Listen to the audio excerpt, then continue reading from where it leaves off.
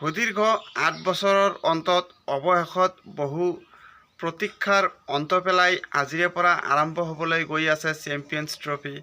প্ৰথম মেচখনত পাকিস্তান আৰু নিউজিলেণ্ডে মুখামুখি হ'ব ভাৰতীয় সময় অনুযায়ী বিয়লি ২:৩০ বজাৰ পৰা।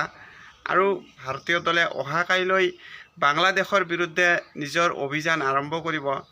আৰু এই মেচখনত ভাৰতীয় দলকেই হট ফেভাৰেট হিচাপে গণ্য কৰা হৈছে, কিয়নো বাংলাদেশ আৰু ভাৰতীয় দলৰ মাজত যদি লিমিটেড অভাৰ্ছৰ যি ICC টুৰ্ণামেণ্ট আছিল, সেই ICC টুৰ্ণামেণ্টৰ ৰেকৰ্ড চোৱা যায় তেনেহ'লে ভাৰতীয় দলে বাংলাদেশৰ ওপৰত ডমিনেটিং কৰা দেখা গৈছে। বাংলাদেশে কেৱল মাত্ৰ ভাৰতীয় দলক ২০০৭ চনৰ যি ODI ৱৰ্ল্ড কাপ আছিল, সেই ২০০৭ চনৰ ODI ৱৰ্ল্ড কাপতেই কেৱল মাত্ৰ এবাৰ ICC টুৰ্ণামেণ্টত পৰাজয় কৰিব পাৰিছিলে। তাৰ বাহিৰে বাংলাদেশ দলে ভাৰতীয় দলক কোনো গুণেই টক্কৰ দিব পৰা নাছিল। কিন্তু লিমিটেড অভাৰ্ছৰ যি ৩টা ICC টুৰ্ণামেণ্ট আছে, সেই ICC টুৰ্ণামেণ্টত ভাৰত আৰু বাংলাদেশৰ মাজত ৰেকৰ্ড দেখা যায় তেনেহ'লে 50 অভাৰ্ছৰ যি ODI ৱৰ্ল্ড কাপ আছে, সেই ODI ৱৰ্ল্ড কাপত ভাৰত আৰু বাংলাদেশে ইতিমধ্যে 5বাৰকৈ মুখামুখি হৈছে।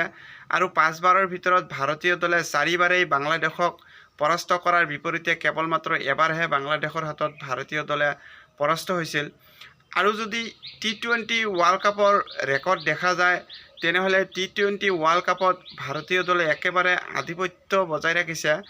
ভাৰত আৰু বাংলাদেশৰ মাজত 5বাৰকৈ T20 ৱৰ্ল্ড কাপত মুখামুখি হৈছিলে আৰু সকলোকেইটা মেচতেই ভাৰতীয় দলে বাংলাদেশক পৰাস্ত কৰি T20 ৱৰ্ল্ড কাপত এতিয়ালৈকেও বাংলাদেশৰ হাতত যি পৰাজয় নোহোৱাৰ এই ৰেকৰ্ড, সেই ৰেকৰ্ড বজাই ৰাখিছে ভাৰতীয় দলে। চেম্পিয়নছ ট্ৰফিত কেৱল মাত্ৰ এবাৰহে মুখামুখি হৈছে দুয়োটা দলৰ মাজতে।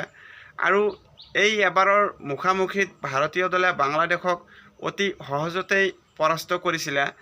তো যদি লিমিটেড অভাৰ্ছৰ যি এই পৰিসংখ্যা, সেই পৰিসংখ্যা অনুযায়ী অনুমান কৰিব পৰা যায় যে ভাৰতীয় দলে অনায়াসে বাংলাদেশক পৰাস্ত কৰিব। কিন্তু বাংলাদেশ এনে এটা দল যিকোনো মুহূৰ্তত বা যিকোনো কণ্ডিশ্যনত নিজৰ দিনত যিকোনো দলক পৰাস্ত কৰিব পাৰে। ডুবাইৰ সেই পিটছত ভাৰতীয় দলৰ বিশেষকৈ বাংলাদেশৰ ফাষ্ট বলাৰ মুস্তাফিজুৰ ৰহমানক কিছু সন্মান সহকাৰে খেলিব লাগিব। বিশেষকৈ ডুবাইৰ সেই পিটছত মুস্তাফিজুৰ ৰহমানৰ যি এই শ্লোৱাৰ কাটাৰ, সেই শ্লোৱাৰ কাটাৰ ভাৰতীয় বেটাৰসকলৰ কাৰণে ভয়ংকৰ হ'ব পাৰে, বিশেষকৈ ডেথ অভাৰ্ছত।